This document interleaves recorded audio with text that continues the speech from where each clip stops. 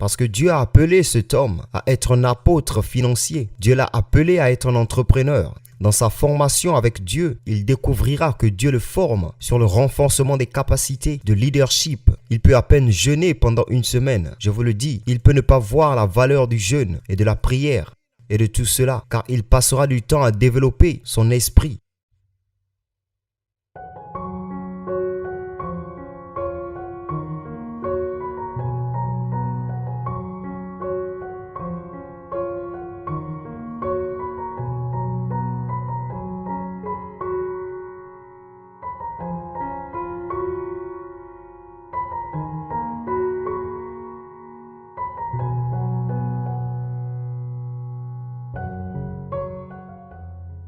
Je dois vous enseigner un concept très puissant sur la façon dont Dieu forme les hommes, sur la façon dont Dieu traite avec les hommes, et essayons de retracer d'où vient généralement ce problème de ne pas s'ouvrir à tout le conseil de Dieu. Généralement parlant, lorsque Dieu vous forme, par exemple si vous êtes un homme de Dieu, si Dieu vous appelle à un ministère prophétique, je vous prie de bien écouter, ou à un ministère évangélique, ou à l'entrepreneuriat par exemple. Ce qu'il va généralement faire, c'est de vous limiter à un domaine de formation particulier. Sommes-nous ensemble? Il veut que vous vous spécialisiez dans le domaine où vous servirez le corps du Christ. Il y a beaucoup de choses que Dieu enseignera au frère A qu'il n'enseignera pas au frère B. Non pas parce qu'il ne veut pas que le frère B sache, mais cela pourrait être une distraction à ce niveau de formation. Sommes-nous ensemble? Permettez-moi de vous donner un exemple. Si Dieu vous appelle au ministère prophétique et apostolique, il est fort probable que dans votre formation de base avec Dieu, il ne vous enseignera pas des choses comme l'excellence, l'administration. En fait, en fonction de la portée de votre formation, vous pourriez ne jamais même le voir, vous conduire à cela, car cela pourrait être une distraction. Parce qu'au fond de votre fondation, vous êtes donné à la consécration, au jeûne et à la prière, avec des visions multipliées. Vous apprenez les dynamiques de l'onction. Maintenant, après 10-15 ans, arrive un homme de Dieu vibrant, avec une précision en ce qui concerne le prophétique, une grâce de guérison puissante, et vous commencez un ministère. Et au moment où le ministère démarre, parce qu'il n'y a pas besoin de leadership organisationnel, vous ne verrez pas la pertinence de la chose que vous n'avez pas reçue. Au moment où les membres commencent à venir, vous ne savez pas quoi faire avec eux en termes d'excellence et d'administration. Maintenant, vous êtes un homme de Dieu puissant, un grand prophète, un grand apôtre, mais il n'y a pas de gestion financière. Il n'y a pas d'excellence. Sommes-nous ensemble? Les membres viennent simplement recevoir le miracle et repartent parce que l'atmosphère est piquante en termes d'excellence. Et vous vous demanderez, mais je suis oint, pourquoi cela ne fonctionne-t-il pas? Il y a une dimension de l'excellence que vous n'avez pas saisie pour l'ajouter à votre expérience afin de vous rendre efficace. Maintenant, écoutez attentivement pour une autre personne. Parce que Dieu a appelé cet homme à être un apôtre financier. Dieu l'a appelé à être un entrepreneur. Dans sa formation avec Dieu, il découvrira que Dieu le forme sur le renforcement des capacités de leadership. Il peut à peine jeûner pendant une semaine. Je vous le dis, il peut ne pas voir la valeur du jeûne et de la prière et de tout cela, car il passera du temps à développer son esprit. Dieu lui donnera un visa à l'âge de 19 ans pour aller à l'école de leadership de John Maxwell. À 22 ans, ce monsieur est peut-être déjà allé à Harvard et au reste du monde, un leader renommé mondial. Et d'ici ses 25 ans, il est déjà multimillionnaire, travaillant avec beaucoup de personnes intelligentes. Si cette personne crée une institution, il est fort probable que lorsqu'il verra quelqu'un prophétiser et imposer les mains sur les malades, il dira simplement qu'il y a quelque chose qui ne va pas à cause du parti pris qui accompagne sa formation. Écoutez attentivement.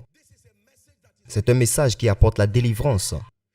Donc, il y a un parti pris qui vient par défaut et Dieu l'a laissé intentionnellement. Dans votre formation, vous ne saurez peut-être pas qu'il y a d'autres dimensions nécessaires dans votre vie, mais non capturées dans votre formation. Donc, lorsque le Seigneur vous amènera et que vous commencerez votre manifestation, vous enseignerez et mentorez les gens à travers le prisme de vos limites. Sommes-nous ensemble? Vous allez habituellement former les gens avec tout ce que vous saviez dans votre formation, tel que la prière, le jeûne et l'étude de la parole. C'est ce que vous allez enseigner et former les gens. Sauf que vous commencerez à voir une déficience généralisée dans leur vie, basée sur les dimensions que vous n'avez pas, mais qu'ils ont besoin d'apprendre. Quelqu'un est-il en train d'apprendre? Donc supposons que je n'ai aucune connaissance de la musique. La mienne, c'est la prière et le chant. Mais de ma prière et de mon enseignement, et ensuite Dieu élève certaines de ces personnes précieuses. Et je dis qu'ils ne sont pas nécessaires. Vous élevez la voix et vous chantez et les gens demandent si vous priez ou si vous chantez. Et vous ne permettrez pas que les diversités viennent. Peu importe, la chose la plus importante, c'est ce que je dis. Vous verrez que vous allez arrêter le potentiel d'efficacité au sein du corps qui est le résultat de votre formation limitée. Aujourd'hui, il y a beaucoup de gens qui ont des livres qu'ils reçoivent de Dieu. Mais la simple raison pour laquelle ces livres ne peuvent pas atteindre le monde, c'est qu'ils sont pauvres, simplement. Ce n'est pas une attaque démoniaque. Ils sont pauvres et ils ne savent même pas comment être mondiaux dans quoi que ce soit. Pourtant, au sein du corps, il y a des gens qui, en 5 minutes à peine, vous apprendront comment être mondiaux, comme un cours accéléré. Et ils élimineront les limitations et la médiocrité dans votre vie. Et pourtant, parce que nous ne sommes pas capables de tendre la main, nous restons entravés et limités. Dieu parle-t-il à quelqu'un? Il y a des familles aujourd'hui, s'il vous plaît, écoutez-moi, qui ont souffert de la pauvreté et qui souffrent de la pauvreté. Et quand vous prêtez à Dieu à travers ces familles, Dieu est mal représenté. Parce que vous dites, quel genre de Dieu est-ce? Celui qui ne peut pas donner du pouvoir à une famille. Il y a beaucoup de prédicateurs que j'ai vu grandir respectueusement parlant, voire beaucoup de missionnaires et de prédicateurs qui aiment Dieu de tout leur cœur.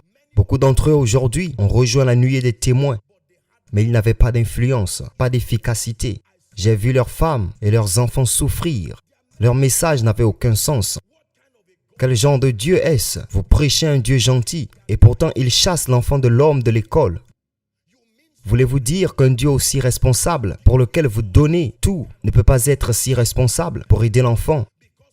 Parce que nous devions prêter à Dieu à travers la lentille limitée et la portée de nombreux. C'était une mauvaise représentation de Dieu et malheureusement cela se passe encore au sein du corps de Christ. Est-ce que quelqu'un apprend maintenant? Voici où se situe le vrai problème. Le vrai problème n'est pas notre dimension ou notre limitation. Le vrai problème, malheureusement, est lorsque la limitation entre en collision avec l'orgueil et l'ego. Quand la limitation qui est sur un homme d'affaires, un homme de Dieu, entre en collision avec l'orgueil et l'ego, cela équivaudra à un désastre. Parce que maintenant, admettre que je ne sais pas tout, admettre que je suis limité, cela ressemble à un coup à mon ego. Je dois maintenir l'apparence d'invincibilité pour que les membres me respectent. Je dois garder une apparence de contrôle, que je sais tout. C'est ce qui a détruit le corps du Christ. Malheureusement au Nigeria, à travers l'Afrique et même dans le monde entier. Je préférerais donc que quelqu'un souffre de la pauvreté pendant des décennies. Je ne donne pas cette grâce, mais je limiterai cette personne à accéder à cette grâce facilement. C'est au sein du corps. Je préférerais créer une théologie qui donne l'impression d'aimer Jésus quoi qu'il arrive. Et c'est vrai, mais c'est incomplet. Il y a beaucoup de choses que Dieu veut capturer dans ma vie et dans la vôtre, mais elles ne sont pas disponibles avec nous, mais elles sont disponibles au sein du corps. Je veux que vous écoutiez très attentivement, ayant des diversités de dons. J'ai rencontré des hommes et des femmes de Dieu dans cette nation et à travers le monde.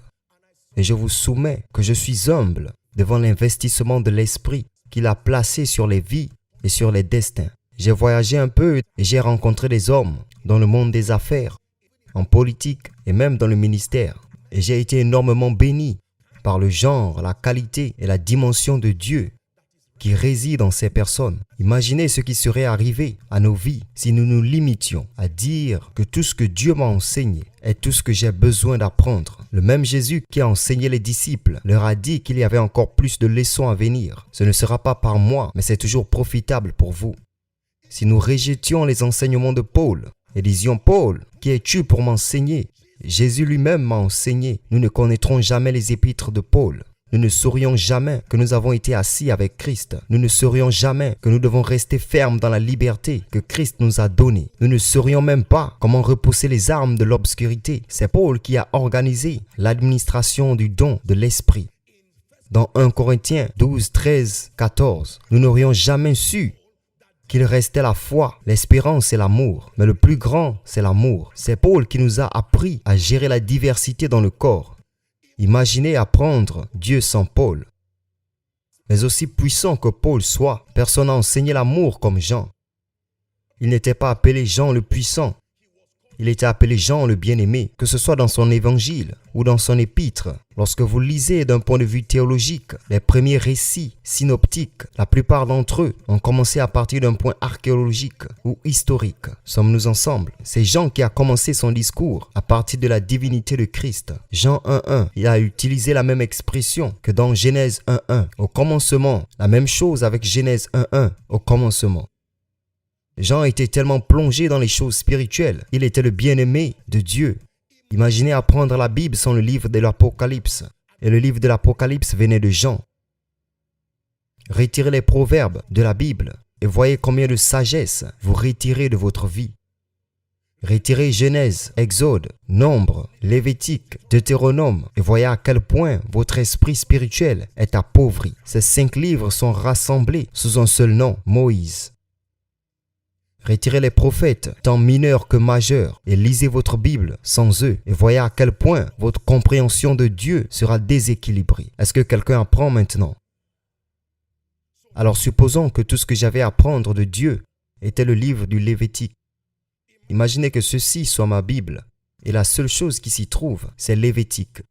Et je discuterai. Quand je verrai le livre des Actes, je dirai que c'est absurde, absolument absurde. 28 chapitres remplis de n'importe quoi. Imaginez si je voyais les 4 évangiles, qui est le Saint-Esprit, pas vraiment mentionné, il n'est évoqué que sous forme de symbole dans le livre de Lévitique. Imaginez la dimension de Dieu que je ne porterai jamais. Ma question ce soir pour vous, je me demande quelle paix vous retenez en ignorant le reste et en prétendant tout savoir sur Dieu. C'est vrai pour les pasteurs, c'est vrai pour les hommes d'affaires. Et le problème est que, dès que vous accédez à une position de leadership, il y a des gens qui, par une loyauté aveugle, suivront chaque perspective que vous leur communiquez, croyant que les propositions que vous leur avez données sont tout ce qu'il y a à prendre. Imaginez si nous n'avions jamais eu l'opportunité d'apprendre la vie de Joseph. Comment saurions-nous que Dieu élève les hommes? Imaginez si nous n'avions pas connu l'évangile, que Jésus est mort. Savez-vous à quel point les épîtres seraient erronées sans l'évangile? Soudain, Paul apparaît quelque part et dit avoir été crucifié avec Christ. Quel Christ? Il était l'incarné. D'où? Il était la parole. Quelle parole? Imaginez la confusion. C'était l'évangile qui a donné une perspective aux épîtres. Quand vous lisez les évangiles, cela vous donne les fondements pour comprendre que tous sont péchés. Quel péché ai-je commis? Contre qui? Sommes-nous ensemble? Qu'est-ce que Zoé? De quelle vie de Dieu parlez-vous? Mesdames et messieurs, s'il vous plaît, écoutez-moi. J'ai observé avec tristesse pendant de nombreuses années et j'ai appelé avec amour le corps de Christ à l'attention. C'est un appel clair que nous avons permis à l'ego et à l'orgueil d'interrompre le libre flux des dimensions multifacétées de Dieu distribuées au sein du corps qui a été fait pour notre croissance holistique en raison de nos peurs, de nos insécurités, respectueusement parlant. Il y a des gens qui sont allés à la tombe aujourd'hui, qui, s'ils savaient seulement qu'il y avait une onction de guérison puissante au sein du corps du Christ. Maintenant, vous voyez, vous apprenez l'unité de la vie des médecins. Un médecin peut rencontrer un patient et lorsqu'il diagnostique quelque chose, le médecin peut être un consultant, mais il est assez sûr de lui pour dire « Eh bien, il y a une machine dont nous avons besoin pour vous diagnostiquer. Je ne l'ai pas dans mon hôpital, mais il n'y en a que 12 dans le monde entier. Je vous ferai une recommandation. Est-ce vrai? Il n'y a qu'un seul dans cet endroit. Allez pour ce test. Rencontrez Dr tel. Vous pouvez même lui dire que je vous ai envoyé. Et quand cet autre médecin reçoit le rapport, à cause de cette humilité de cœur, ce patient est sauvé. Il y a de nombreux patients qui sont morts dans le corps de Christ à cause de l'ego des dirigeants. Je préfère vous garder pauvre, simplement parce que je ne connais rien à la richesse et à la prospérité, plutôt que de m'humilier et d'apprendre ou d'externaliser l'intelligence pour votre bien. Je ne permettrai pas à mon ego, je ne me permettrai pas de paraître si faible. Donc je préfère minimiser l'importance de la prospérité. Ou si vous êtes une personne prospère, mais que vous n'avez pas la grâce pour la prière et la supplication. Vous n'avez pas le pouvoir de la révélation pour édifier spirituellement les gens afin qu'ils deviennent des hommes de stature, plutôt que de prendre la responsabilité et d'externaliser ces dimensions et d'aider votre peuple. Je préférerais simplement enseigner sur l'esprit et ignorer la prière en disant après tout que la prière n'est pas importante, le jeûne n'est pas important, et vous regarderez les gens prospères qui, confrontés à une attaque démoniaque, verront leur destin entier balayé parce qu'ils ne savent pas. Ils ne connaissaient que le baptême de Jean. Est-ce que Dieu nous parle? Si je ne peux pas chanter, je minimiserai l'adoration. À quoi bon l'adoration? Il suffit de lever votre voix et de prier et de voir ce qui se passe. Que dire du psalmiste? Que dire de la Bible qui parle des psaumes et des hymnes et des cantiques spirituels? Il dit de faire résonner la mélodie dans votre cœur. Puis-je vous dire, l'une des lacunes dans le corps du Christ, et c'est purement une question d'ego dont Satan a profité, c'est que pour une raison quelconque, nous nous sentons faibles et incapables lorsque nous sommes amenés à admettre que nous ne savons pas tout. La plupart, et je sais d'où cela vient, laissez-moi vous dire la vérité, ce sont des extensions d'insécurité qui sont venues d'Afrique, malheureusement. Parce que nous sommes habitués à des milieux où l'on ne croyait pas en nous. Maintenant, vous pouvez vous accrocher à un ministère ou à une entreprise ou à tout ce qui vous donne de la pertinence. Nous le tenons avec une telle jalousie que notre ego y est connecté. Mais cela prend l'amour en Jésus et l'amour pour les gens qu'il vous a envoyés pour pouvoir mettre votre ego de côté et dire, écoutez, au-delà de moi, si vous avez besoin de cela et que cela est important pour votre croissance, laissez-moi m'assurer que vous avez accès à cette vérité afin que vous puissiez vous élever. Paul a dit, je n'ai rien retenu pour moi, pour autant que cela soit pour votre profit. Alors laissez-moi vous dresser un tableau de la variété des limitations qui sont représentées dans le corps du Christ. Écoutez attentivement, il y a la prospérité sans feu spirituel, très prospère, où les gens continuent d'exceller en termes de carrière, mais spirituellement, il y a la faillite. D'autre part, il y a beaucoup d'avantages prophétiques sans solidité et respect envers la parole. Donc nous avons toutes sortes de manifestations prophétiques. Elles sont toutes rentables. Sauf qu'à cause du charismatisme autour du prophétique, la plupart des gens ont minimisé la parole. À quoi bon la parole quand un homme de Dieu peut me dire les 5 prochaines années de ma vie en 10 minutes? Ensuite, troisièmement, nous avons des gens qui sont pleins d'onction et de charismatisme, zéro caractère, même pas un petit, zéro caractère. Sommes-nous ensemble? Ensuite, nous avons ceux qui ont du caractère, un caractère solide, plein de souffrance. De caractère avec la pauvreté, caractère avec la médiocrité, le caractère avec l'échec. Leurs enfants ne s'élèvent jamais. En fait, en parlant avec respect, ils peuvent même combattre tout ce qui ressemble à une croissance parce qu'ils le perçoivent comme antichrist. Je me demande de quelle variété vous et vos enfants avez été victimes. Ma mission ce soir est de faire savoir au corps du Christ que dans cette erreur, il n'y a aucun gagnant. Dans cette erreur, je répète, il n'y a aucun gagnant. Donc Dieu vous a accordé la grâce, par exemple, d'apporter la dimension de la prospérité du royaume au corps du Christ. Nous devons apprécier cette contribution. Dieu a accordé la dimension de la grâce pour apporter le ministère de la prière et de la supplication au corps. Dieu a accordé la grâce pour apporter le prophétique au corps. Dieu a accordé la grâce pour apporter la saine doctrine, la grâce de l'enseignement au corps. Dieu a accordé la grâce de comprendre le leadership et l'influence. Écoutez, le corps de Christ sera délivré le jour où nous admettrons, premièrement, que peu importe notre efficacité, nous ne pouvons pas être des captateurs individuels de tout. Puis, deuxièmement, pour avoir un respect sain pour les dimensions disponibles dans le corps dont nous avons besoin, mais qui ne sont pas dans nos vies, je dois donc être capable d'apprécier ce que certains évangélistes font à travers l'Afrique et dans le monde entier. Autant que je fais de l'évangélisation, je ne suis pas appelé au ministère d'évangéliste. Donc, quand vous voyez quelqu'un qui fait cela de manière classique, dont la vie est axée sur le salut des âmes, je veux dire des missionnaires partout. Il y en a certains parmi vous, si Dieu vous envoyait à Zamfara ou à Maiduguri, vous passiez votre vie à chasser cette voix. Il y a des gens, dès qu'ils entendent Dieu une fois, ils emballeront tout et partiront. Comment pouvez-vous les minimiser? Sommes-nous ensemble? S'il vous plaît, écoutez attentivement. Le prophétique, malheureusement, vous m'entendrez dire, et je vais encore le répéter, le prophétique a traversé plusieurs types de choses. Il a besoin d'un bon nettoyage, je dois l'admettre. Cependant, il y a des gens qui ne veulent pas entendre le mot prophétique. Une fois qu'ils entendent prof, ils disent non. C'est démoniaque, satanique. Et vous regardez leur vie et vous pouvez voir la déficience du prophétique. Vous savez que ce dont ils ont vraiment besoin, c'est le prophétique. S'il vous plaît, écoutez.